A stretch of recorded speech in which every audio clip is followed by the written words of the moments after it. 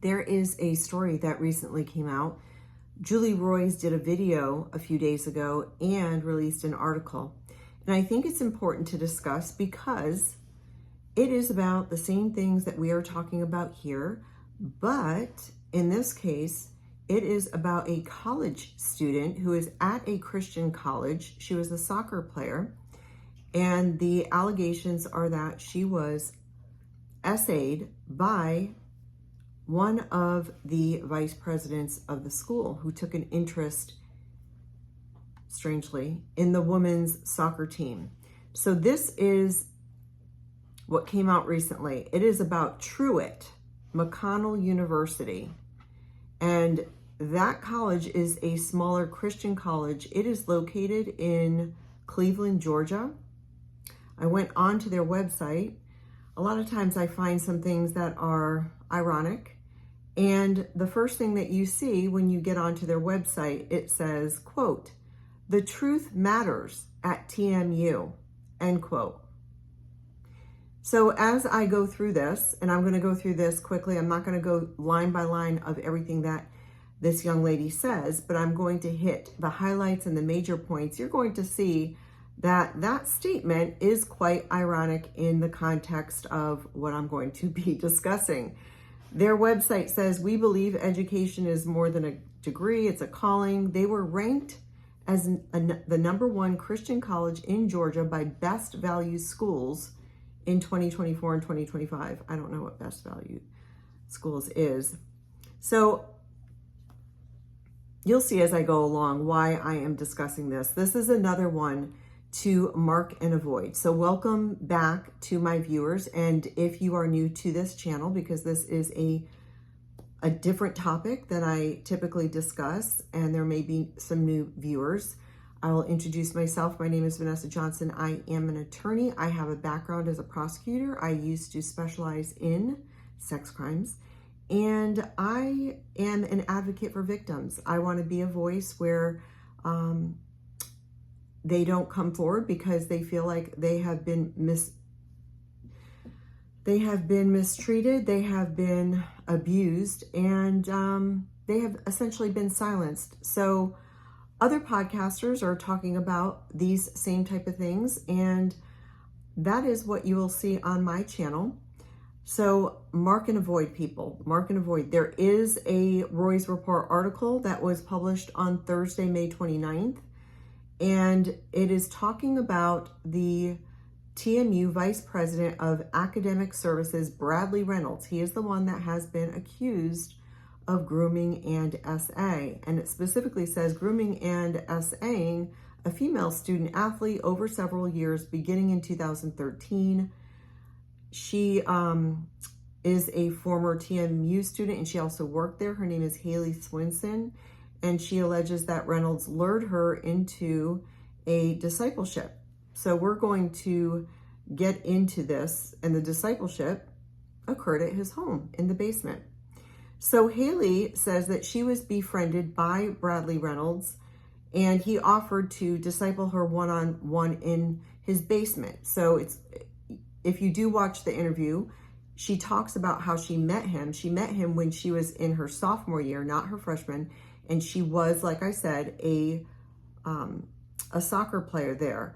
And the abuse began when she was a newer Christian. So when she started at that school, I believe going into her second year there, she accepted Christ. And so she admits she was a new or baby believer.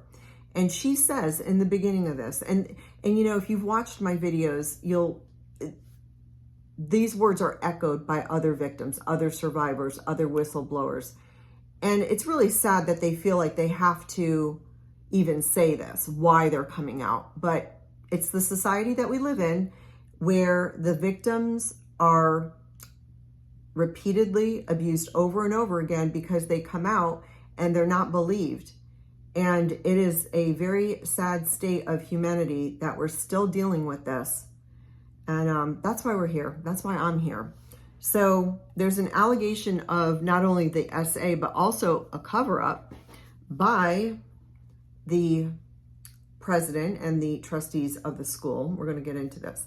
So Julie Roys is interviewing this young lady, and this young lady, Haley, she says why she's here and why she's giving this interview. She's wants to be faithful to what God has called her to do. She wants to expose darkness. She wants to stand up so that no one else experiences what she did at that university, or any other for that matter. And she says no change can come until stories like these are heard. I 100% agree. This is what I'm talking about. It's that that cry that we see from survivors. This is why they're coming out, and it's so important for them to come out, because it does encourage other people to come forward and tell their story so that there can be healing and there can be accountability. So she talks about Reynolds, that he was roughly 20 years older than her. She went to college there when she was 17, but she met him when she was 18 years old. She met him in the fall of 2009, and she couldn't give specifics as to when the actual SA began, but she talks about the grooming process. She says that she got to know Reynolds and his family, that she and other members of the team would go over to the house. They would be invited there to spend time with the family, play with their kids, have a meal, wash their clothes. And it felt as though he adopted the female soccer team. And Julie asks her why the female soccer team, and Haley doesn't know why, which that is a red flag in and of itself. However, Haley does say that he showed an interest in other sports and he would go to other games. So in any event, what happened was she goes to his house, and then finally he asks her, do you want to be one-on-one discipled? And she accepts that offer because she's a new believer and she respects him. She knows that he's a man of God. He is the vice president in the school, and around campus, he is very well respected. And so she takes him up on that offer. So they would go downstairs to do the Bible study, and he would tell his wife and kids, don't interrupt us because we're going to be doing a Bible study. So they weren't interrupted. She said that right away they were doing the Bible study, and that, that's how he has to test the waters, right? That's what they do. And so he brought out a whiteboard. He started teaching her the Bible. Sometimes he would even give her some handouts. And then she said that how it started was when they would pray together, he would ask her if he could hold her hand, and then it escalated. He would rub her back. He would start moving his hand onto her private parts. And so then it segues into these emails. So there is a ton of emails that he sends her. And in this interview, she says that she hardly responded, but she was inundated and harassed, essentially. She doesn't use these words. These are mine. Again, disclaimer, this is my commentary. This is what I am looking at this video. I'm looking at this interview, and based upon her words, it does appear that he was harassing her with these emails. And, she was just talking about her process and how she would just shut down and she just wanted to disappear after this had happened to her. She didn't have anybody to trust to tell, because again, who is she going to tell? She says that multiple times. This is a person who was very well respected on that campus. And so she would bring something about this up, and he would say, it's not going to happen again. Let's just do the Bible study. She would go back and it would happen again. And this is something that's very common.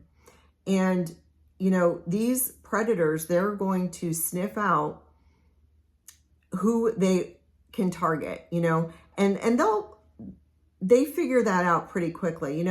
Just for an example, hypothetically, had she not responded with the touching, maybe he would have moved on to a different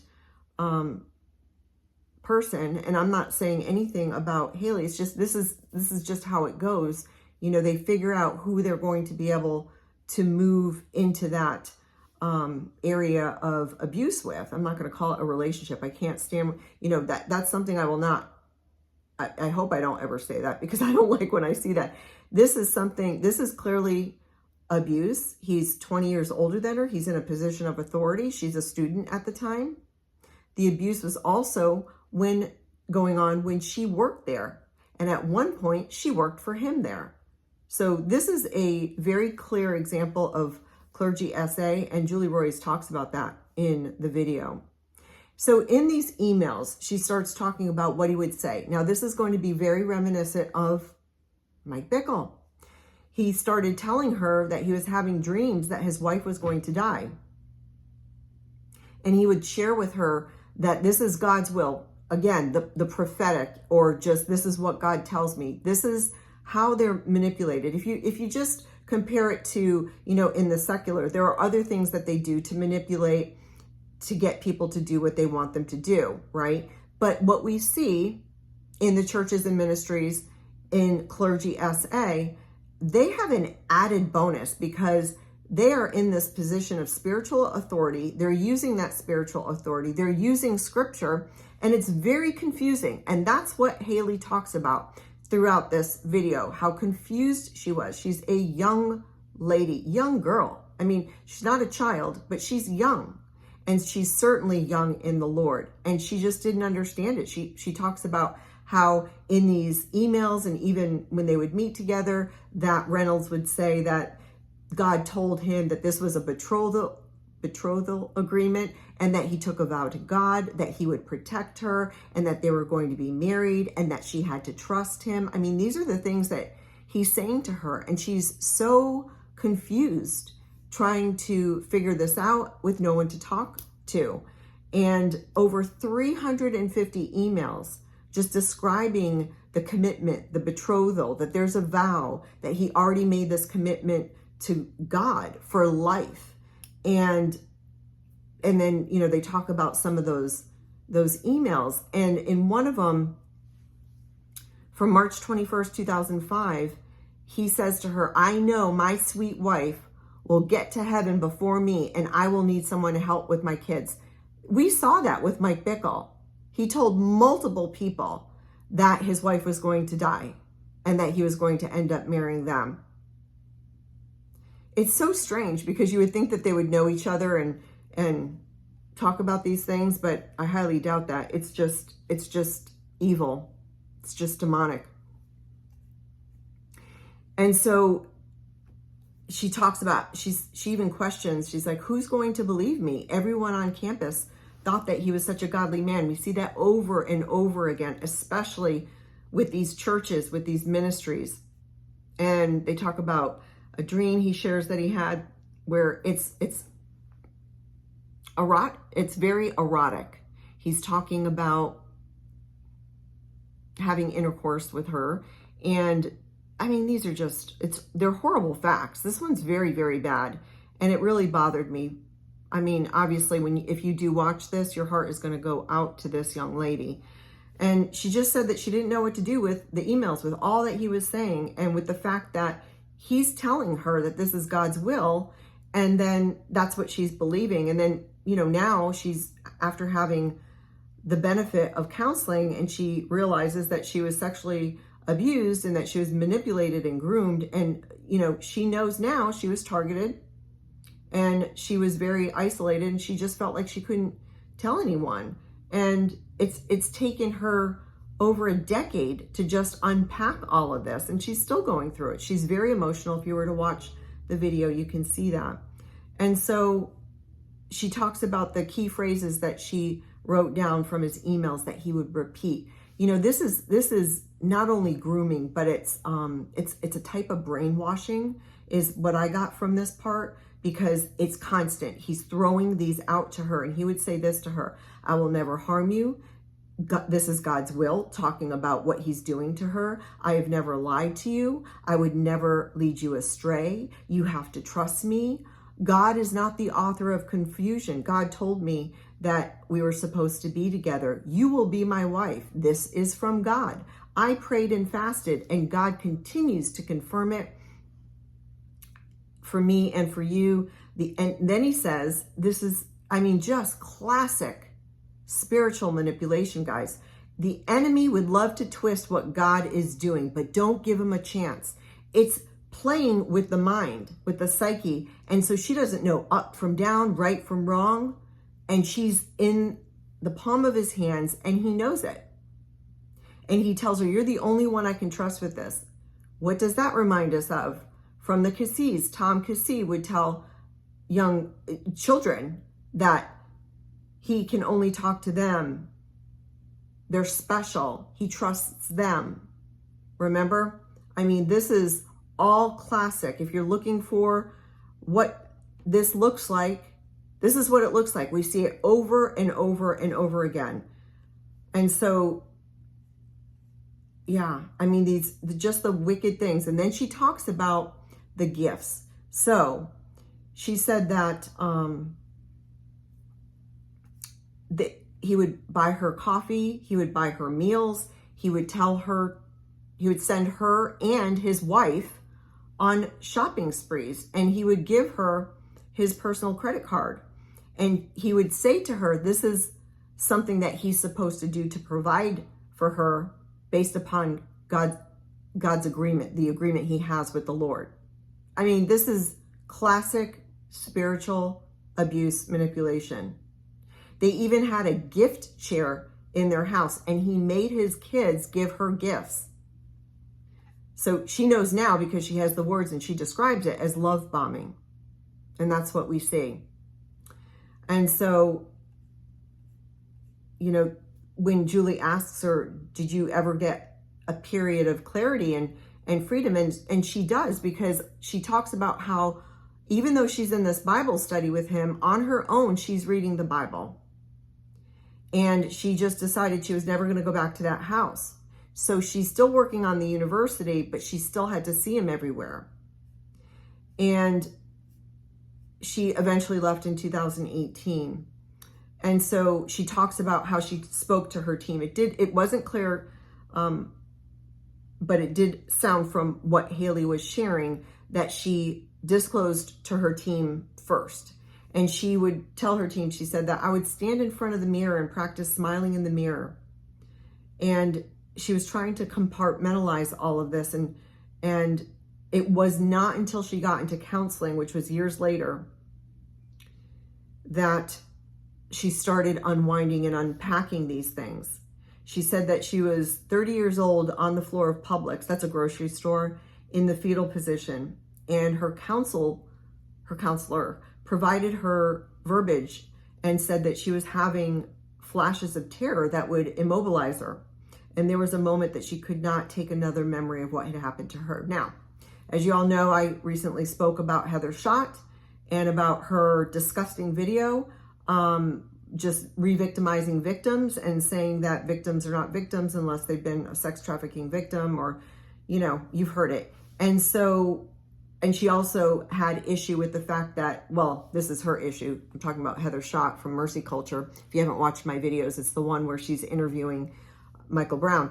And so Heather Schott says in her video that Sarah really, you know, she didn't even know she was a victim because Ron Cantor had to tell her. Well, that's a lie, first of all. But if you understand what victims go through and the process, which Heather Schott clearly does not, and so by her own admission, she is not qualified to run this safe haven house or whatever they're calling it for sex trafficking victims. This is just absolutely horrendous. And then Elizabeth Davis recently did a video talking about an article where they plan on opening one of these in every state. Oh, I have no words. It's just infuriating. These people should not have anything to do with any type of victim. All they do is re-victimize them. So, you know, if Heather Schott were to get a hold of this video, she would be calling Haley, likely, in my opinion, a liar, because Haley just didn't have the words, didn't know anything. You know, if Haley doesn't have a background, what is she going to compare it to? Right? And so it's not until she gets into skilled counseling that she realizes what happened to her. And now she has the words and she's able to articulate it and she's able to heal going through that process of understanding. And for some, it's longer than others. And as all of you out there know, because I know there's a ton of you out there who are survivors, it never goes away. It's just varying degrees of, you could have a good day and a bad day. You get to a point where you're feeling like, you're getting part of your life back, or your mind back, or your emotions and your soul and your heart, having relationships again. It's a process. And now next they talk about the president, Emir Canner, who was very close friends with Bradley Reynolds. And then they talk about that there was an email in 2016 that was sent to the president of the school, relaying concerns by staff and by students about the relationship that they see going on. I'm using the relationship only in that context, but what they see going on in the context of Reynolds and Haley, because they see them going into Reynolds' home for lunch perhaps, and then they're in there longer than maybe necessary, right? So there's just some red flags. This gets reported. People are noticing, and this is what happens. This is, and guys, yeah, this is the playbook, right? So in 2016, when people are noticing this, and so the school officials say, anyone that talks about this is a gossip. And it says these gossips are going to the administration. I think it was Reynolds saying this. I'm not quite sure. But this is the context. The email talks about gossips and busybodies complaining about relationships. And then Emer, the president, did talk to somebody by the name of Chris Epling. I'm not quite sure what his role was. That if there are any more gossips, that the result will be that the person gossiping will be fired. And that actually happened. So it was a clear message that none of these people had any backing from the school. So they could bring their complaints forward, but they were being called gossips and busybodies. Sound familiar? Exactly what's going on right now with all the exposures. Anybody talking about it, a victim, a survivor, a whistleblower, a podcaster, they're all gossips and busybodies. Because they have nothing else to say. They have to deflect. They have to put the blame on everybody else, because surely the blame's not going to go on them. They have to preserve their freedom, their life, right? In case there's a criminal investigation in charge, and their empires. This guy was vice president. So then they learn that there's also other victims, other people. And then at this point, Julie brings on Marcia Stein, who is an attorney. She is Haley's attorney, and she has some great things to say. I really appreciated listening to her. And Marcia Stein says one thing they found out, that there was more than 50 female TMU students who signed a petition in 2019 complaining about Reynolds' behavior. They talked about these students being required in their freshman year to take a Bible class by him. And check this out. This is insane. He required them to fill out a questionnaire where he would ask them personal questions. And then after he would get these questionnaires back, he would ask about trauma and things like that. He would call these young ladies into a one-on-one meeting to talk about that with him. And that's what they do, right? We've heard about it with Joni. We've heard about it, Joni from Daystar, if you're not following my podcast. We're talking about all kinds of people, but we see the same pattern of these abusers. So I'm not saying Joni Lamb is a SA abuser, but we all know that she's been accused of covering up. But we see it with Michael Brown. These people will come on in, tell me what you know. Tell me what you know. And Joni would do that too, because we heard whistleblowers saying the same thing, that she would bring them in. Tell me what you know. Michael Brown, we know he says that too. Well, here we are.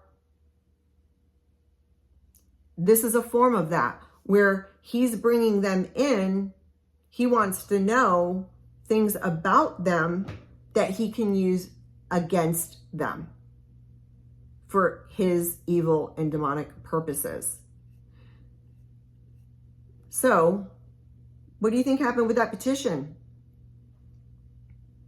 When this Attorney Stein gets involved, she's talking to their attorney and they're claiming that they don't even know what she's talking about, that there's no petition. They can't find it. It's really appalling. This story is absolutely appalling. So Haley talks about starting counseling in 2021, and through it, she started to understand that she was not, in fact, crazy. She realized that she was groomed, targeted, spiritually manipulated, R-worded. And acknowledging that it happened was the hardest part. And a lot of survivors say that, just realizing that that, which now can be defined, that you couldn't define before, is what you went through, is difficult, and you have to unpack that. And she realizes that she did not give consent. She was manipulated. There was a clear power differential. She trusted him. He kept telling her, this is God's will. And so they talk about how so few states have laws on statutes that protect against clergy sexual abuse. That's true. And what we see now is just that reform. We've seen it recently, and Julie Royce talks about it, how just in the last year, Cindy Clemencher, she was involved in the law in Texas. Remember, she's the one who is the survivor of Robert Morris, who is now awaiting trial in Oklahoma. And then there is the victims of Mike Bickle, and they also testified to change the law, and that's in Missouri. And in both states, they're just waiting for the governors to sign those bills into law, and people say, is it going to be retroactive? And they both deal with extending the statute of limitations and NDAs, right? And so typically they're not retroactive, and Julie Royce is asking Attorney Stein about her particular role in getting a bill enacted for the statute of limitations to be extended in Georgia. And she even says it's not likely that it will be retroactive. However, they'll certainly ask for that. They'll load everything on there that they can ask for, but their goal is to extend it 10 to 15 years. Currently, right now, it's only a 4-year statute. So when Haley is now in counseling and she's going through this process, and then she gets the attorney, and then, or the counselor, it's the counselor first, and the counselor says, there can be healing in going to the police and making a report. She does do that, but then finds that the statute of limitations has run. Then she gets the attorney, finds that the civil statute of limitations has run as well. So, this is really bad. I'm not going to say as bad as it gets. It seems like, because that takes away from other victims. It's just, all of these things are bad. They're just in different contexts, different people, different settings, but they have similarities, so many similarities. And the point in this is we're going to keep talking so that we expose this darkness, this evilness, this wickedness that people in churches don't seem to want to talk about. And I think about it quite often because I'm in this, area talking about it. And why haven't we heard leaders of churches, the ones that are coming out and bashing podcasters, can you at least agree that this is a horrible story and that there needs to be something done and that those people need to be held accountable, those people that are in authority at this school, and that nobody should be sending their kids? Can we get an agreement on that? But I highly doubt they'll address this. If they do, that would be wonderful. But can we at least get an agreement that people should not be going to that school, this Truett McConnell school in Georgia? Mark and avoid. If you know anybody that has family that is considering sending their children there, please tell them to get this video, get Julie Roy's video, get the article, look it up. You're going to see what's going on there. And so Attorney Stein, she says that several other victims she spoke to. So it's not just Haley. And they're fearful of coming forward. We see that time and time again. And in fact, another victim said that this Reynolds guy, he did this to her in another state before he even went to TMU and worked there. So what happens is, unfortunately, and these perpetrators know this, they're fearful, they're shamed, they're guilted, they don't speak, and then they leave that jurisdiction, state, or job or whatever, and they go to another place only to wreak havoc there and start all over again. I think that's, I'm getting into it, but I haven't fully finished it, but I'm looking at that. I can't remember the man's name, but the woman's name, I think, is Rebecca Baker. And it was the husband and the wife, and they moved from Oklahoma, and they had a children's ministry, and they both abused the children, and then they moved to another place. And yeah, I have to get into that one, but you guys probably know. But that's what happens. And in that case, the one I just mentioned with the Bakers, I think that's their last name, I hope it is. And the victims did come forward when they were still in Oklahoma, but unfortunately, from what I gathered, at least one of them was talked out of it because the father did not want, just the bad press, just all of that attention on them. And then unfortunately, these people just move on. They go find another school to abuse other kids. That's what's happening. And, something's going to give. There's a reason for all of this coming out. There's a reason for all of us talking about it. This is not gossip. This is so people are aware. Mark and avoid. That's all we can do it right now. And then there are people that are working towards changing these limitations on the statute so that people can be prosecuted, which we have to see that too. We want to see accountability. We want to see people brought to justice, not only in the criminal arena, but also civilly too, because that's where it's going to hurt them the most, in their bank accounts. And so they talk about this dossier, Attorney Stein does, because, she's putting together the information. She has somebody that's helping her, and they're investigating, and they hand it over to the school, and, nothing. She said it's crickets. Doesn't even get a response back. And it's just really sad. That's where they are. So what they're focusing on is the legislature to try to get a law passed. And Haley speaks about that at least that's something that she would love to have the opportunity to be a part of, because she believes that it will bring healing to many people. And lastly, they talked about, this, you're just taking a conservative or a progressive, not a conservative, but a progressive stance. And I love what Julie and Attorney Stein were talking about. And Julie said, this is not a conservative or progressive movement. It's a pro-woman and pro-dignity movement. And then Attorney Stein says, that's right, it's not a progressive issue. It's an issue of spiritual honesty.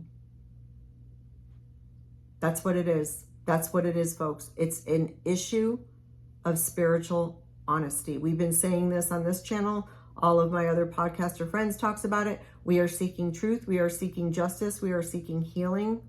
And it's not right versus left or anything, because everybody falls in between. It's not about that. This is about justice, spiritual honesty. These people who proclaim to be the mouth of God, so to speak, they are working in God's house. They have designated themselves as leaders in the body of Christ.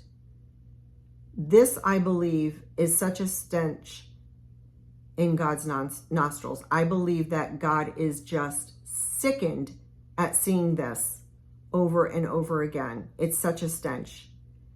And these people are not spiritually honest. And not only that, they continue to take it further by re-victimizing the victim and placing the blame on them. So there's layers of this. I think that, if they don't repent, it's pretty serious for them. That's, I just cannot imagine that the God that we serve is not crying out for justice too. You know, he could certainly just wave his hand and get rid of it all, but that's not how he works. He works in partnership with his people. He wants us to hear his voice. He wants us to do his will. And that's what we're going to do. And we're just going to keep doing it. And we're going to see where it leads us.